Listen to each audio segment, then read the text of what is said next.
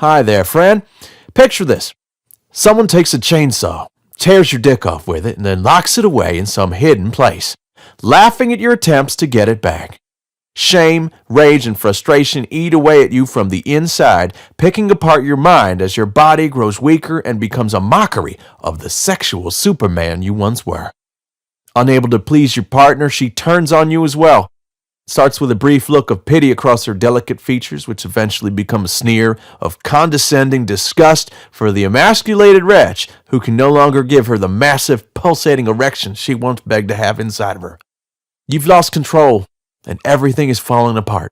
As your life deteriorates into an agonizing downward spiral that you're certain you can never escape from, you try every method you can think of to get your manhood back. Time and again, you suffer the razor-sharp sting of failure like some kind of sadistic torture ritual that sacrifices the very last of your dignity on the altar of humiliation. Eventually, you begin to wonder if life is even worth living anymore as you are consumed by depression and an overwhelming sense of hopelessness. Now, this may sound crazy, but that's what it felt like when erectile dysfunction tore down my life and left me a broken man both physically and mentally. It wasn't that long ago that my entire life fell apart so badly thanks to ED that I literally put a gun to my head a few times in a drunken stupor. Hi, I'm Alex, an older man who hit rock bottom on the same dark path that you're on right now. But what I want to talk to you about is how I overcame the shame and humiliation of being virtually castrated by erectile dysfunction, and how you can too. Like an aggressive form of cancer, the devastating effects of ED are subtle at first, but quickly spread to consume every aspect of your life, leaving everything you love in ruins. The emasculating effects of erectile dysfunction can destroy your relationship with your partner, tear apart your family in a costly divorce, lead to depression, anxiety, and alcoholism, leave your penis so limp and embarrassingly weak you can't even jack off to porn. Scary stuff, huh? The good news is that you don't have to go down the same dark path I did that nearly cost me my life. I've discovered a way that you can fix your ED without humiliating or dangerous methods. I'm going to share with you the secret of not only beating your erectile dysfunction, but also how to get back your pride and confidence as a man. This new program contains no expensive surgeries, no risky pills, no awkward pumps, no painful injections, no bizarre food combinations that'll leave you on the toilet with the screaming squirts. But before I give you away the big secret here, let me take a moment to tell you my story. I am living proof that no matter how bad erectile dysfunction destroys your self-confidence, your pride as a man, and your life, you can come back better, stronger, and happier than ever before. When it comes to erectile dysfunction, denial is your worst enemy. To be honest, I never thought I'd experience erectile dysfunction, and I'm guessing you were probably the same. Back in my college days, I was practically a legend on campus when it came to my sexual exploits. My fraternity called me bedbug for a reason. Now, let's be honest here, when the sex is good, life is good. But when it's not, well, fast forward a few decades and I'm sitting on the floor of a barely furnished apartment surrounded by empty bottles of beer and liquor, drunk out of my mind, putting a gun to my head. I was so ashamed of how badly my penis had deteriorated that I began to piss sitting down to avoid having to look at it or handle it. I felt completely emasculated. How did it come to this? My sex life with my now ex-wife of 21 years, Sandra, had always been good. Scratch that, it was goddamn amazing. I was at the top of my game, able to make her squirm, moan, and climax on demand like some kind of sex god descended from Mount Olympus. Not only that, I was constantly getting the look from women I'd meet, waitresses, coworkers, the lady at the bank, and more. They all wanted to flirt with me. It's like women can sense a man who carries himself with raw sexual confidence. People say the sex gets worse the older you get, but my sex life really blasted off to the next level once the kids were away at college and the entire house became a sexual playground for me and Sandra. I swear there's not a piece of furniture or floor that I didn't give her a screaming orgasm on at one point or another. It was empowering. Being able to take my wife and give her such intense levels of sexual satisfaction made me feel like more of a man, filling me with confidence, pride, and the joy of being alive. But all this was about to change. One night after a few drinks and some incredible foreplay, my wife and I somehow ended up butt naked on the living room floor in front of the Christmas tree. Just as I was about to roll her over and give her the business, I noticed my penis wasn't the rock-hard, majestic beast it usually is. No big deal, I think. Maybe I just had a little bit too much to drink this time. It's just a case of drunk dick. Or so I thought. As the nights went on, my penis became limper and limper. I continued to blame my less than perfect erections on things like my drinking habits, stress from work, anything. There was no way it could be my fault, right? I still remember vividly the first time that my penis was so limp that I literally couldn't do anything with it. My wife said not to worry about it, got out of bed, left the room. That should have told me something, but I ignored it. I kept naively thinking that this was no big deal, that it would get better on its own. It was just a phase, right? Maybe if I stop drinking, things will turn around. Right? Excuse after excuse after excuse. But my wife wasn't looking for excuses. She wanted me to lay her down and give her the hard and dirty like I used to, and I physically couldn't. Her response of, "Don't worry about it," soon became eye-rolling, dejected sighs, and that head shake that I still can't tell if it was from pity or disgust. It's hard to describe the feelings I had. It's like the hand of fate literally castrated me and took everything that had made me a man. Words like embarrassment and shame don't really just capture how insignificant and worthless I felt. The physical changes were just as bad. My entire body began to feel weaker as my once muscular build began to wither nearly as fast as my sex drive, which was drying up faster than the Sahara Desert. I felt so bad that I would have gotten myself checked for cancer if I wasn't too busy burying my head in the denial about the whole thing and pretending it would get better any day now. This was just the beginning of my downward spiral, though. Erectile dysfunction was about to take so much more from me than just my pride as a man and my physical wellness. Let me give you a scary piece of information. 70% of divorces are initiated by women. Whenever I heard that statistic, I always laughed it off.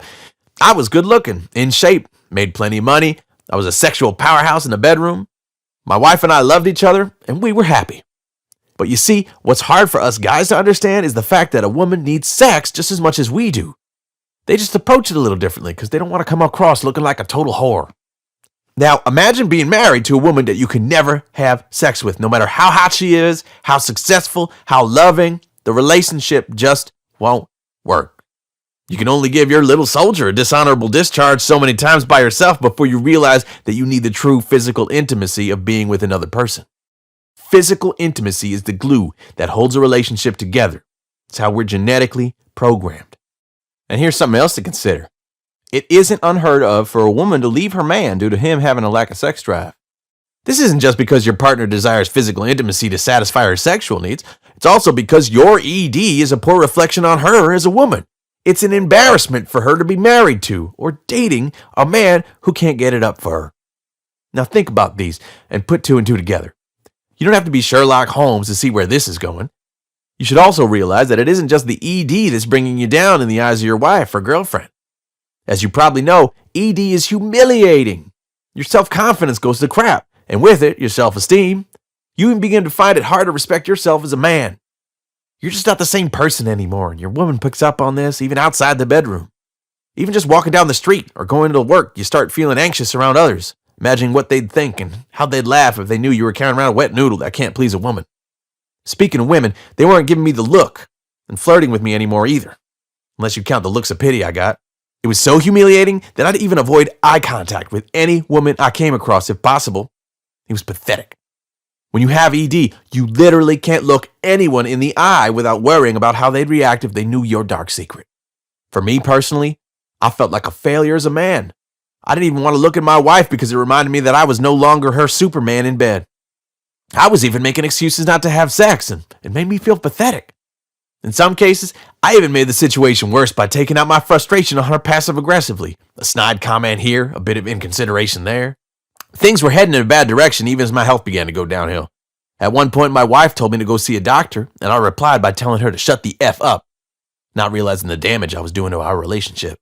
But I was still an optimist. This problem, which I wasn't even admitting was erectile dysfunction at this point, would go away on its own, and once it did, my relationship with my wife would go back to normal. Truth is, I wasn't an optimist, I was delusional. Let's make this 100% clear. Your erectile dysfunction will not go away on its own. Not now, and not ever. Erectile dysfunction only gets worse. And like a cancer, it spreads to destroy every aspect of your life and everything you love if you don't take fast action.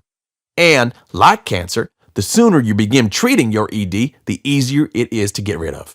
My reality check came when I got the divorce papers. My wife didn't even respect me enough to let me know face to face. And to be honest, I didn't respect myself much either at that point. All my delusional optimism gave way to depression, self-loathing, and the kind of apathy that makes you do stupid things, like not lawyering up when your soon-to-be ex-wife does. That cost me a lot of the money and property that I had worked hard and long for. In fact, things got so bad financially for me that I ended up living in a crappy one-room apartment with barely any furniture, wallowing in my own self-pity and guilt. Yeah, I felt guilty. I felt like everything was my fault. It was my fault that a perfect marriage fell apart. It was my fault that my kids had their family torn apart. It was my fault that I lost practically everything I'd ever worked for. I was a mess. Don't let yourself hit rock bottom like I did. The worst thing about all this is that my son and daughter kept worrying about me. They were in college. They were supposed to be out having fun, concentrating on their studies, preparing for a bright future, not having to keep checking up on dear old dad just to make sure he hadn't put a bullet in his head or drunk himself to death. Speaking of alcohol, I turned back to it in a big way. Sometimes I would wonder what's going to kill me first, liver failure or suicide. That is until I came across information that ED can also be connected to heart disease. Death had multiple options when it came to getting rid of me. And yeah, I had finally come to admit that I had erectile dysfunction by this time, but ironically, I didn't really care. I didn't care about much of anything at that point other than where my next bottle of booze was coming from. And then my son got into a car accident. This is one of my few vivid memories from that dark time in my life. I remember getting a panicked phone call from my daughter, frantically trying to find a cab to get to the hospital, and the immense relief when I found out he was okay. Standing there in the hospital with my son and daughter, and realizing what I almost lost, something just clicked inside of me. I realized that I had a responsibility to them as a father, and that the way I was living was dragging down their lives as well. It was time for a change.